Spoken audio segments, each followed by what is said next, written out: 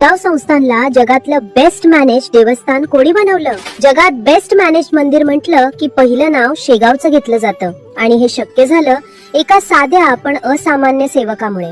गजानन महाराजांच्या चरणी वयाच्या केवळ 22व्या वर्षी सेवा रुजू केली आणि अखेरच्या श्वासापर्यंत ती सेवा निभावली.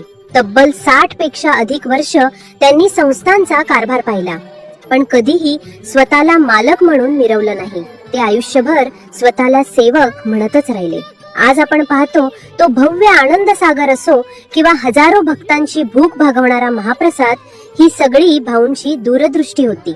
मोठमोठ्या MBA कॉलेजमध्ये जे व्यवस्थापन शिकवलं जातं ते भाऊंनी शेगावात प्रत्यक्ष करून दाखवलं. राजा असो वा रंक, दर्शनासाठी रांग सर्वांना सारखीच. VIP संस्कृतीला त्यांनी शेगावातून कायमच हद्दपार केलं. संस्थांच्या पैशाचा एकही रुपया त्यांनी कधी स्वतःसाठी वापरला नाही.